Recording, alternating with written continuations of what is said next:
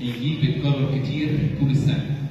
كل ما يبقى في استنكسار احد البطاركه تلاقي الانجيل بتاع النهارده يديه تاني، هو يوحنا 10 من اول ايه 1 لايه 16 اللي هو انجيل اسمه شنو؟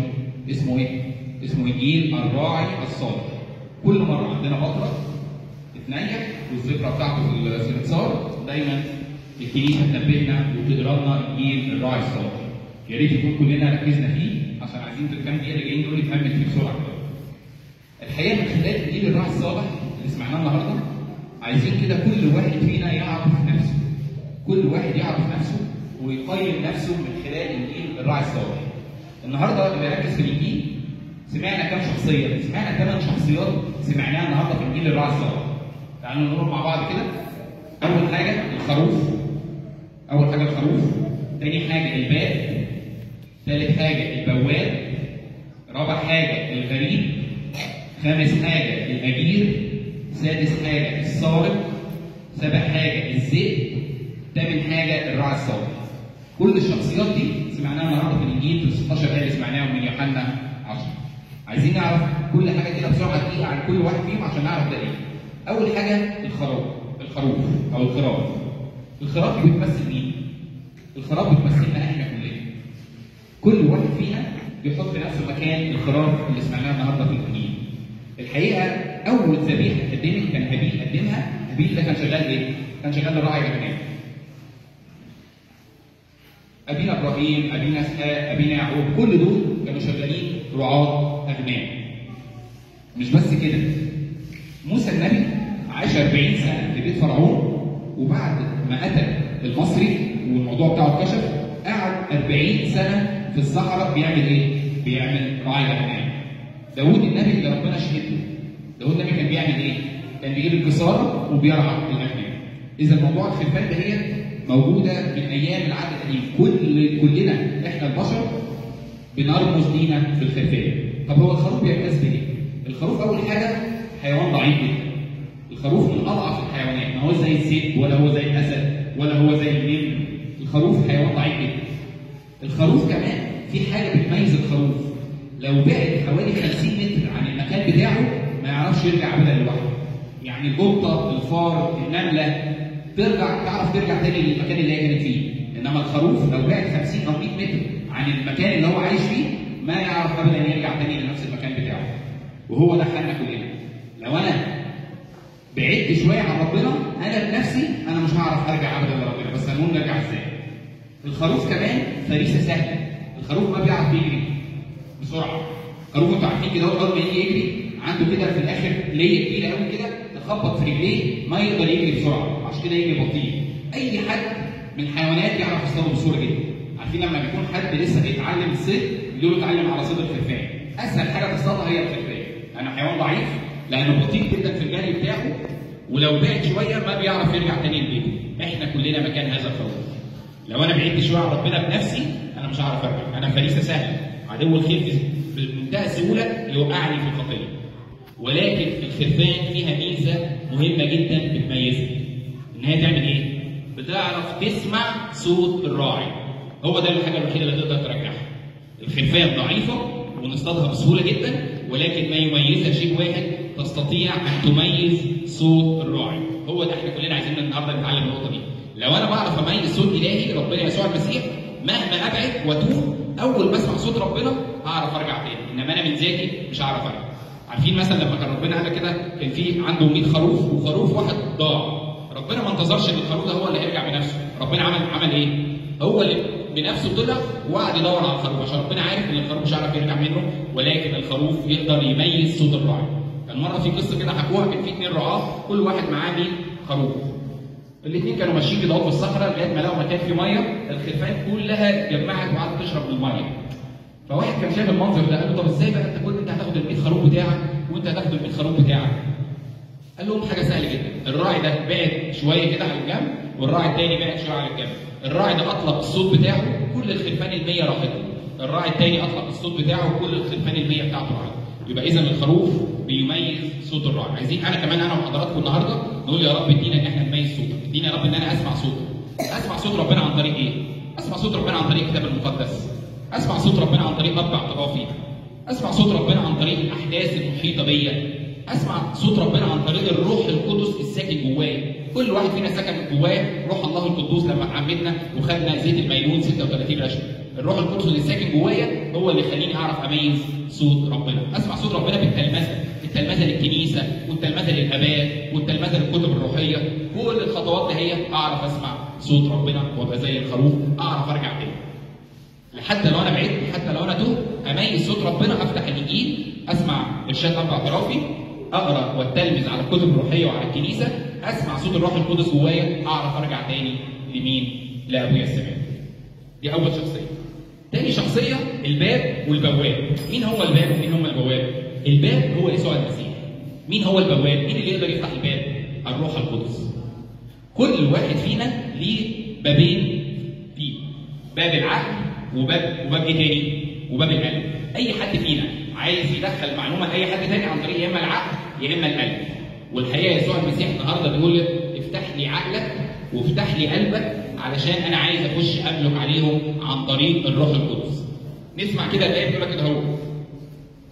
الايه اللي بتثبت لنا ان البابين دول هم رب المجد يسوع المسيح هو بيستخدمهم. فتح الرب ذهن التلاميذ ليفهموا الكتب. يبقى دي الذهن اهو، ربنا هو اللي بيفتح العقل. نسمع ايه ثانيه في اعمال 16. فتح الرب قلب ليبيا. يبقى ربنا هو اللي بيفتح العقل وربنا هو اللي بيفتح القلب. عن طريق ايه؟ عن طريق عمل الروح القدس. لا يستطيع احد يقول ان يسوع هو رب الا عن طريق الروح القدس. مهما اتكلم لو اي حد من اخواتنا غير المؤمنين يقول لك يسوع رب ازاي؟ لا يستطيع احد ان يقول عن يسوع المسيح هو رب وليس نبي عادي الا عن طريق عمل الروح القدس اللي سكن جوانا كلنا بزيت الميلون. مره كده يسوع المسيح سال التلاميذ قال لهم هم الناس بيقولوا عليا ايه؟ كل واحد قال حاجه لغايه ما بطرس الرسول قال له انت هو يسوع المسيح ابن الله الحي. ربنا قال له ايه؟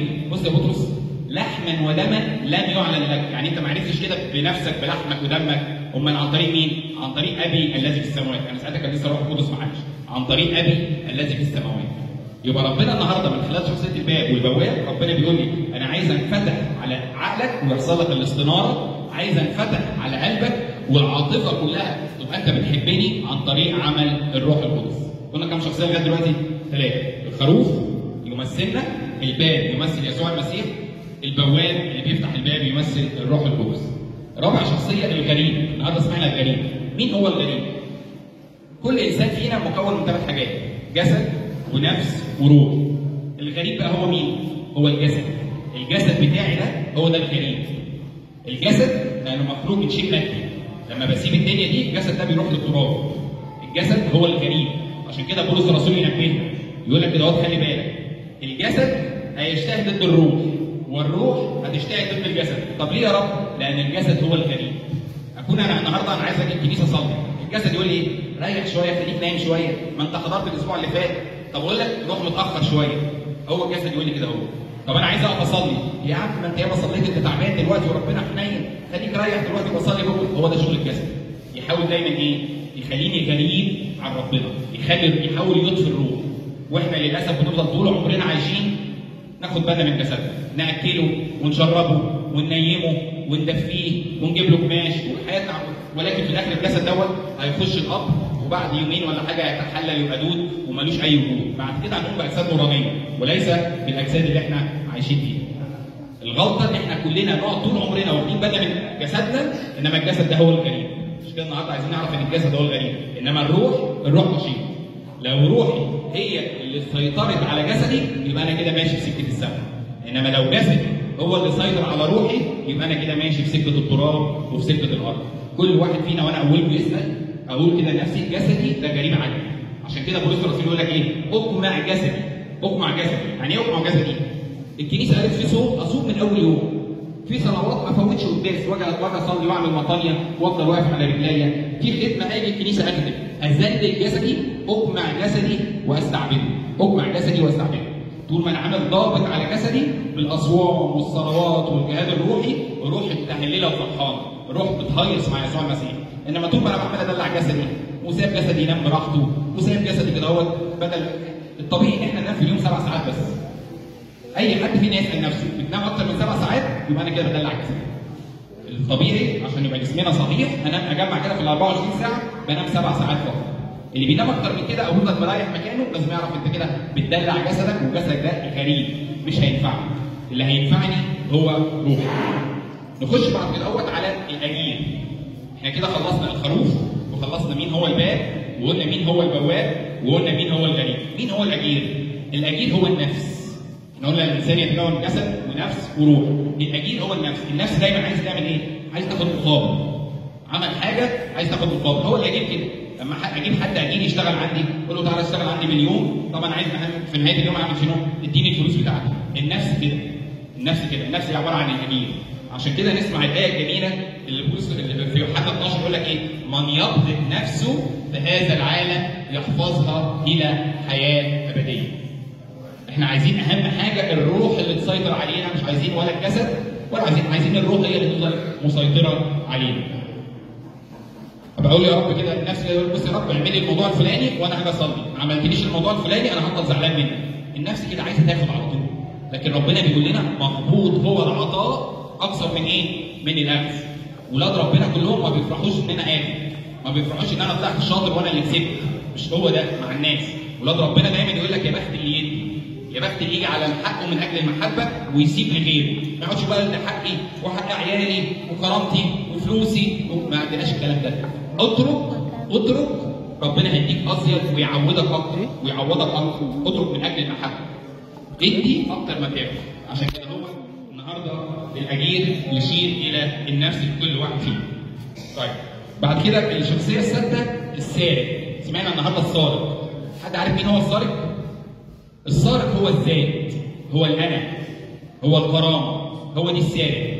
لما ربنا يديني اي نعمه تلاقي كده الواحد واقف وسط الناس فرحان بنفسه وحاسس بقى ان هو بذاته عمل كده، ولكن انا كده هبقى حرامي. يعني انا هو لو ربنا اداني اي نعمه في حياتي وفاكر نفسي ان بيا انا النعمه دي حصلت، يبقى انا كده راجل حرامي، انا كده راجل سارق.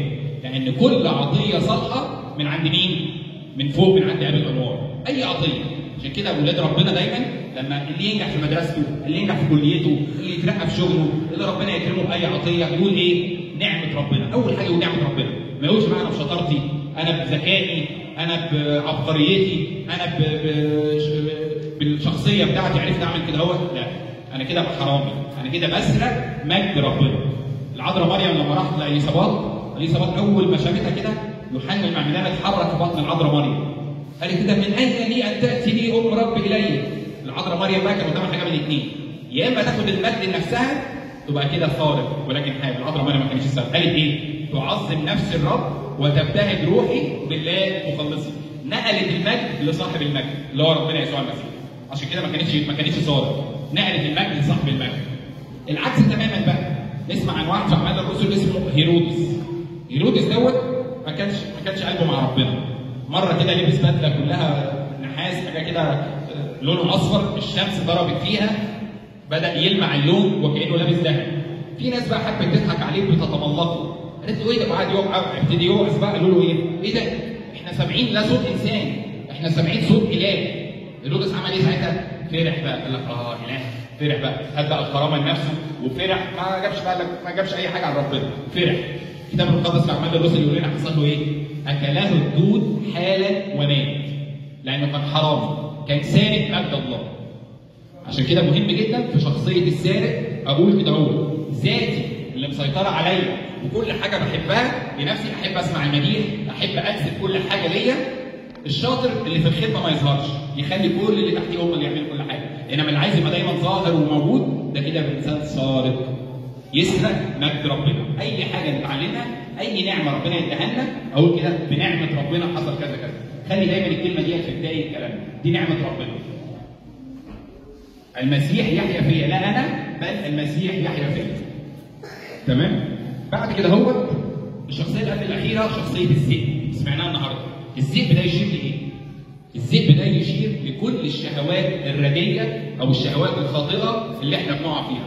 الطمع، محبه المال، حب الكرامه، المديح، اشرب مريزه، اشرب سجاير، اشرب مخدرات، كل الكلام ده هو يشير ليها الذئب النهارده. عارفين في فرق بين الذئب والاسد؟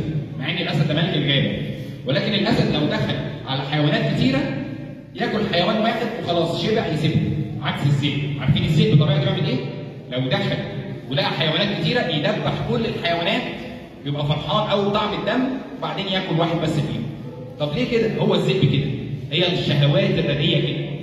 هو كل الخطايا بكل انواعها، خطايا حب المال، خطايا الجنسيه، الخطايا العلاقات الغير طاهره، شرب المريزه، المخدرات، كل الحاجات دي هي ذئب. طرح الكثيرين قتلى طرح الكثيرين جرحى وكل قتلاها شنو؟ اقوياء. هي الخطايا تعمل كده. هو الذئب يعني كده. يبقى كل مره اسمع انجيل الراعي الصالح واسمع الذئب اقول يا رب نجيني يا رب من الخطايا، نجيني يا رب من الشهوات الرديه. استبدل الشهوات الرديه بشهوات مفرحه. ايه هي الشهوات المفرحه؟ نفسي يا رب اخش ملكوت السماوات. نفسي يا رب قلبي يتملي محبه.